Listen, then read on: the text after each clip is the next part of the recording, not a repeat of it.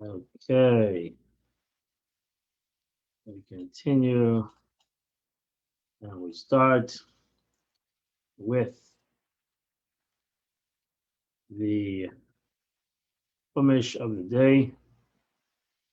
We continue in Parshas Bahar Bechukosai. Today is Monday, and we continue on chapter 25, verse 19. Nos na'aretz piyah, the land will give its fruit. V'achaltem l'seiva, and you will eat and be satisfied. V'yeshavtem leveta be'artzachem, and you will live securely upon your land. The Rashi says, what does it mean that you'll be satiated? Is you will not worry about a year of drought. What means you shall be? I mean, you will eat to say l'soiva, that even the food you eat will be a blessing in your stomachs. Verse 20. If you're going to ask yourself, how am I going to eat in the seventh year? We did not sow. And we did not gather our fruits. So how in the world are we going to survive on the seventh year? How is that possible? So therefore, Rashi, the Torah answers. Verse 21. He says, I'm going to command the blessing for you in the sixth year. It's going to make food that is going to produce tavua for 3 years. Why 3 years, Ashes? For part of the sixth year, from Nisan, when the crops is reaped, until Rosh Hashanah, for the entire seventh year of Shemitah, and for the eighth year, namely, for when you will sow, because you can't do anything. So the sixth year ends on Pesach. The seventh year is not.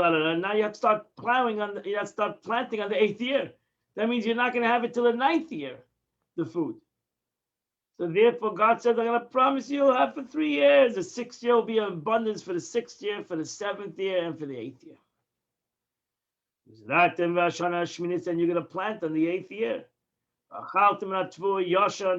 And you're going to eat for the old crops of the ninth year.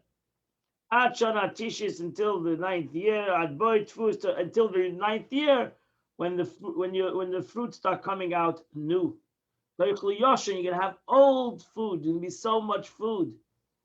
So until the festival of Sukkot of the ninth year, that's when you're going to get the food. That's when usually the gathering the food from the eighth year is until the ninth year. So you're gonna be still have enough. You'll have leftovers when you're going into the ninth years. You're gonna have leftovers from the previous years, and sometimes in the year of Jubilee, you're gonna have 4 years because you're gonna have to because the seventh year is prohibited, and then the next year if it's Jubilee, the 49th, the 50th year, so now they have to go to the 8th, the 9th, the 10th year. So God says, don't worry, you'll have enough food for 4 years. Verse 23. The land shall be not, you should never sell your land permanently. Because Eretz Yisrael belongs to me. And therefore, you cannot sell Eretz Yisrael forever. You are strangers and temporary residents in this land. And therefore, the land always belongs to me. And therefore, you can't sell it. Number 24, in your land, in your possession, Geula. There should always give redemption. There always should be the possibility of redemption. And Rashi says, this means superfluous because throughout came the word throughout, the Bechol, comes to include the right of relatives to redeem the house of a walled city and the Hebrew slaves. This matter is explained in the first chapter in the tractate of the Kiddushin. And according to its simple meaning, this is connected to the passage that follows. The one who sells his property is permitted to redeem it after 2 years, either he or his relative, and the purchase cannot impede the redemption. You always can redeem your land, as the Torah is going to soon say. If somebody becomes poor, and he sells from his part of the land of Israel. And any is redeemer, any relative can come and redeem regardless, can redeem his brother's sale. So this first word that teaches us that you're only allowed to sell your land that was given to you as an inheritance only if you become poor and destitute. You just can't sell your land for the sake of making money. It's not your land.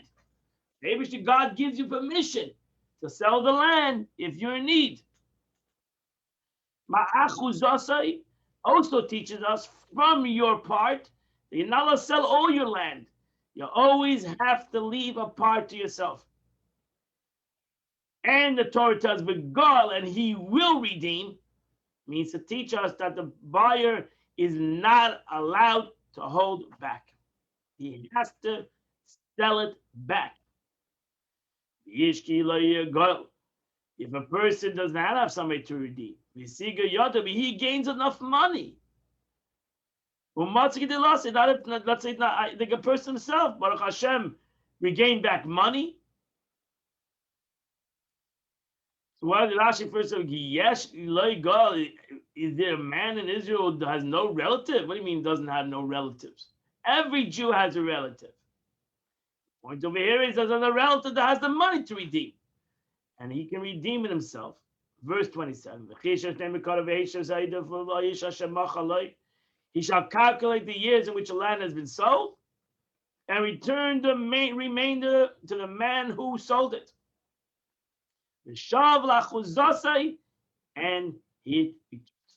So again, the Rashi explains that you always sell land in Israel to the value until the Yovel, and therefore everything is calculated. You sold it until the Yovel. It took you, let's say you sold it for 20 years. Now the guy comes back after a couple of years and he wants to buy it back. You evaluate how many years have been it's been sold and how many years left over, and it gives back the leftover money. Verse 28. If he can't afford enough to repay him, he doesn't have the money. He never can redeem it. Nobody wants to redeem it for him. Then the land stays in the hand of the person who buys it. It only stays in his hand until the year of Jubilee. The Yatza b'Yovel, and it returns in the year of Jubilee, v'shav lachuzasei, and returns back to the original owner. Now she tells what does the pasuk want to teach us? That it's the beginning of Yovel. When they blow the shofar, so to say, Yom Kippur, right after Yom Kippur, the guy needs to return his field back to the original owner. You can't say, I'll wait till the end of the year, I'll return to you in a couple of months. No. The day the shofar is blown, on the year of Jubilee, everything is returned to its original. This is only in the land of Israel, self-understood. Also, this is only when the Jubilee is counted in Israel. Today, the Jubilee is not counted in Israel, not done in Israel, and therefore, when you sell a land in Israel today, you're selling it forever till Mashiach comes. And then when Mashiach comes, every land is going to return to its original. The land will again be divided by the tribes. So then all the lands will go back to the tribes, which tribe you're in. And now we're going to go to the Tanya. We are holding in the beginning of chapter 50 of Tanya. So this chapter warrants a brief introduction. In the previous chapters of Tanya, I discussed the various levels, forms of love of God, each of which can inspire one to study Torah and observe mitzvahs with increased enthusiasm. In all these levels, the love consists of yearning to become joined with God, or else a desire that the divine reveal within one's soul.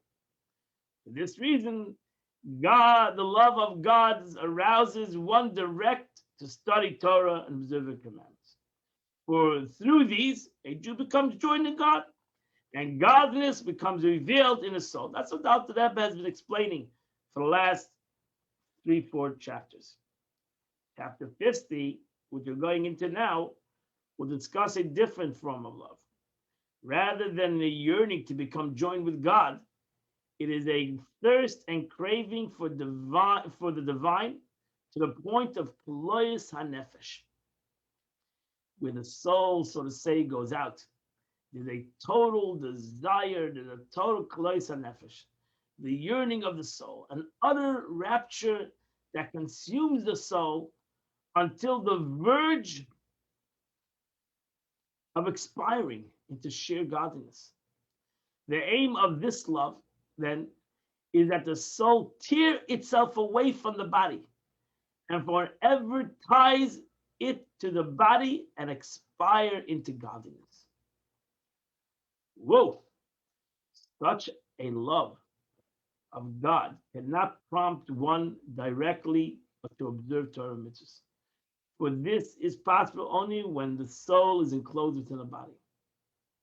Nevertheless, the ultimate aim of the love of God is to serve Him through the fulfillment of His will, the Torah and mitzvahs, as a result of the inspiration of this love.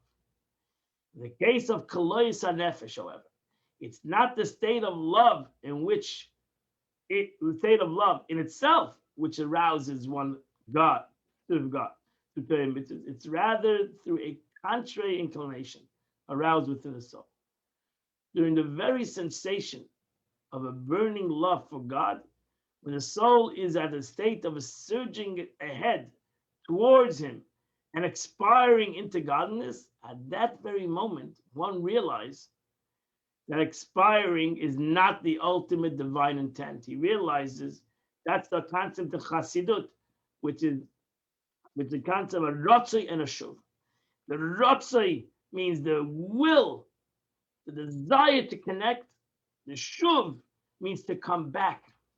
You realize as you are in this fever, as you are in this unbelievable desire of connection, you realize what the real purpose in life is not the connection in itself, is the aspect, the way the connection affects the world. On the contrary, the intent is that the soul remain enclosed within the body. That's what happened with the two sons of Aaron. They wanted to become close to God. They wanted to leave their body, and that was their sin. Because you have that kloyes hanefesh, and that's why Moses says they're very holy Jews. The kroivai kodesh, within those who love me, they sanctified me. But that's not the point. The point is that this closeness needs to bring about a greater awareness and a greater connection with the body. Staying there to continue its task, enjoying godness downward, and revealing its infinite light. In the finite world. This realization brings one to subordinate one's own feeling. Instead of enjoying the rapturous sensation of surging forward and inspiring into godliness, one comes to experience an opposite sensation of returning, the shuv, the returning to becoming clothed in the body for the sake of the fulfillment of divine intent. So he puts himself aside, even though he has a great delight in the connection to God. He says, I'm going to put myself aside, because what's the intent of God? I got to think about myself. I got to think about God. What does God want from me? God wants me to have this desire and to leave the world. God wants me to have a desire and to make this world a better world. So in Kabbalah, the 10 sefirot are divided into 3 groups called vertical lines, right, left, and center. The right line, known as the line of Chesed, which is Chachma, Chesed, Netzach. That's a right line. The left line, known as the line of Gevura, which is Bina, Gevura, and Hod. Thus, Chesed is the outskirt of Chachma, which begins its line. That's the right line of Chesed. Chachma, Chesed. And Netzach and Gevura is a product of Bina, which its line begins. The other spheres are a situation in the center line, which does not concern us here. The center line is the Ratzain, is Das, but not connected to Das, Teferes, Yisoid, Malchus. That's the middle line. Various kinds of love of God discussed here in this parak all comes from under the category of Chesed and Kesed, and are therefore outgrowth of Chokhmah. The love of God in the form of Loyta Nefesh, discussed in this chapter, comes from the category of Gevura, and it's called gold, and the outgrowth of Bina. So this is the two loves of God. The one is through the aspect of Chachma, and that's what we spoke about in the past 3 chapters of Tanya. Now the Alter Rebbe tells us there's even a greater Ava that comes from Gevura, that comes from Kalois HaNefesh. The soul wants to leave its existence. It wants to leave its physical body, but it still comes back. That shows its true Ava. That it's not about it. It's not about it. It's about the body. It's about what God wants in the world. So this is the chapter we're going to start. All the forms of levels of love mentioned above. Is all until now I'm explaining to you the right side of Ava. Ava that comes from the right side. The Chinas Kohen Ish Chesed. From the aspect of a Kohen, a man of kindness. So it's all about Chachma, wisdom. How do we create love with wisdom? How do we manifest love in Chesed, in kindness, in the motions? And it's all about the right side. About Chesed, mainly about Chachma and Chesed. The Nikra Kesev HaKochim, and they called in Kabbalah Kesev HaKochim, a longing for holy things. In other words, in other words, like you sorely long for your father's house, where the Hebrew word for long is related to word Kesev. The concept of kesef, silver. Silver, kesef. Kesef also comes to the word nichsef, with the aspect of longing. It's a longing that comes through one's understanding of godliness, through one's chesed, the one's of kindness, the one who wants to create this aspect of this relationship with God as an act of kindness. Now, Kabbalah says, there's a greater aspect of love. There's a great bechinas ava oila kolana. There's a level of ava that excels above all. Kemailas hazav, as the superiority of gold, which is greater than silver. Gold is greater than silver. This is the concept of gold. Gold is zav. Doesn't come from the word kesef. Kesef is silver. Zav is gold. What's gold? Gold comes from something that you have to go deep into the ground. Gold comes from hard labor. So it's much deeper. And that's why gold is more precious than silver. Let's look at the connection. Let's look at the interpretation. This superiority subsists not at the degree of or intensity, but rather in quality and in character. This is not just a quantitative superiority in that gold, in the analogy, is worth more than silver. A small quantity of it fetching a higher price than a large quantity of silver. Superiority of gold lies in the fact that the most refined type of gold possesses a captivating luster which glistens in the eye of the beholder. As explained in Zohar. All the types of gold are related to this type. Silver, on the other hand, does not possess this quality. The same distinction exists between the form of love described in this chapter, which has the characteristics of thirst that raptures, inspiring into godliness, and other form of love which does not have this quality. The ava kirish peyesh, it's like a glowing coal of fire, a burning love, unlike the aforementioned forms of love, which are essentially like water. For the soul is drawn within a yearning to God, like water which flows and is attracted in a certain direction. Hence, the wording of the prayer for rain is said in Shemini Atzeres, remember our forefathers who were drawn to you after like water. This love is not the love of water. That's Tzomah L'Chanashi. I thirst for you like water, even David HaMelech says. But we can understand why we need water, because we live off of water. So do we live off of God? That's one of the reasons why we love the Eibush. This love is not about water. On the other hand, it has a total different quality. It glows like a fire. It's like gold. Why? It derives from the level of the higher gevuris, of the higher bina. In other words, the source of this love is from the level of gevura, which is in bina. That is where a person becomes batal. The truth is, this fits where you see the love of the Yidden to the God in these last days. You watched with a broken heart the funerals in Eretz Yisrael, and you see the expression of Yidden, their love to God.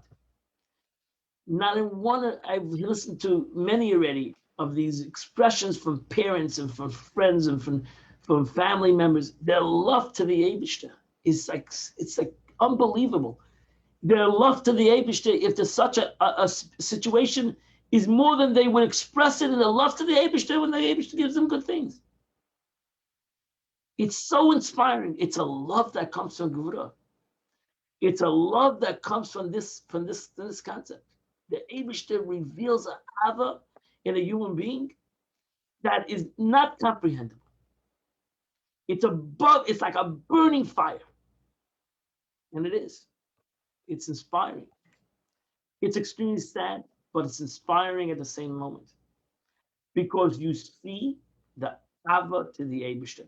That even though God has brought upon them a crushing situation, but actually brought about within them an Ava to God that is unbelievable. And it brought about between the Ava between Yidden, that's also unbelievable. That is the Ava that comes from Gevura. It's a Ava that brings out like gold. It shines. It is beautiful, this Ava. It is pure. It is untainted. It comes from the essence of the soul.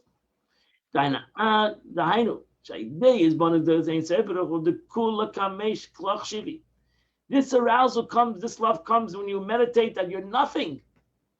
That is really, the Eibishter shows us that we're nothing. Push it in his hands. Push it in his control. It has nothing to do with us.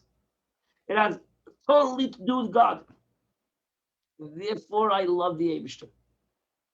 I show my love to God. This light, the sound nefesh, liyaka teferes, the soul becomes inflamed and flares up towards the precious splendor of his greatness, in order to gaze upon the glory of the King. This is the content of this love.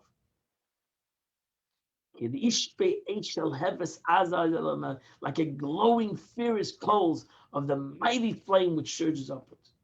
Not a love which draws down some object, but one which ascends with a burning fire. That comes to bittul. That comes to self-nullification. To realize that everything, that's all I need is God. I don't need anything else. Nothing else is important. Nothing else is relevant. He wants to go away from the wick and from the wool. It doesn't have nothing interest. This vishpesh fire. That's all it has an interest is to connect to God. The same way the soul seeks to tear away itself from the body, which is compared to a wick and to wood in relation to fire, the light of the soul. This is the result of the predominance of the element of the divine fire that's in the divine soul. And this, the soul comes to a thirst. My soul is in thirst for you. And then this reaches the level of a love sickness, where the soul is sick with the love of God, thus an unquenched physical thirst, being on a state of sickness.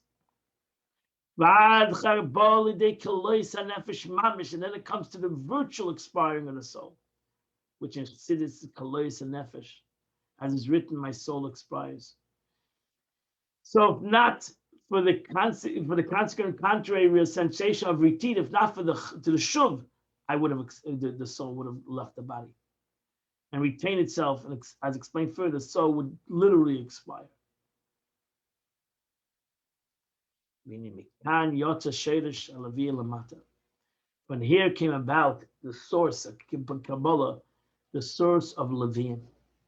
Tehanim is silver. Levium is gold. They are the servers. They serve the Kahanim. They're bottle. Their expression is through song. It's explained in other places. And that's why ultimately, Alpi Kabbalah, the Levium will come Kehanim, whatever that means. In the future, it's brought down in the Zohar. In the world we elevate, they will become Kehanim. Unlike now, when the Levites are secondary to them. As written, they shall accompany and serve you. As Arizal writes, blessed memory, and the verse, Kahanim halavim, the Kahanim, the Levites, shalavim shall achshav yekanim losses, that the Levim today will become the Kahanim of the future. And the Avodah Levim today is to raise their voice in melody and thanksgiving. B'shiro b'zimra, with song and music. In nigum v'nge'ima, in tunefulness and harmony. Music characteristic combines various and even opposite moods. Some serious stemming from Gevura, and other happy stemming from Chesed. The music progressed in a matter of advance and retreat. Ratzi means to run, Shuv means to return. This is echoed the form of serving God. The headlong advance took a kaloit nefesh. The restrained retreat, return from that point. That's the beauty of song. To be able to, song is the song of the soul. And that's why Sidim would sing songs without words, because words automatically put the song into a knowledge-based aspect. Well, a song that has no words is the words of the neshama. Such is the nature of this intense love. Like a flash that comes out of a bazak, as mentioned in the Gemara. Bazak, in one of the translations of bazak, is a crucible for refining oil or gold, in which the flame flashes forth and immediately withdraws. The angels are called chayed, run to and from Ratzi V'Shav, like the appearance of a bazak, like a flash fire that comes out of a furnace. Likewise, the love of God we are discussing in this chapter first experience of Ratzi, a state which a soul surges forward and about to expire, but then comes Shuv, as written in Sefer Yetzirah. If your heart runs, return to one. In other words, when your heart seeks to undergo a kaloy tanefesh, expiring into godliness, then you should return to one. Hold yourself on this course and return in order to bring the revelation of the oneness of God in this physical world. At this point, one realized that Kalayat Nefesh is not divine intent, which is rather the soul remain in the body and absorb Torah mitzvahs, thereby revealing one, God's unity in the world. So therefore, you always need to shuv. You always need to shuv. That's why he put down again, going back to that there's a great ava that is revealed when a person passes away. And those that are left to feel this ava, they have to have the shuv, they have to realize that's important to live. It's important. It's not only important to have this love to this neshama and wanting to go with this neshama, but you need to shuv. It's not only important in the neshama that you continue. It's not important to your own neshama that you continue in this world, but also important in the neshama that has gone that you continue in this world. Now the Rebbe says, it's impossible to me to explain the subject clearly in writing.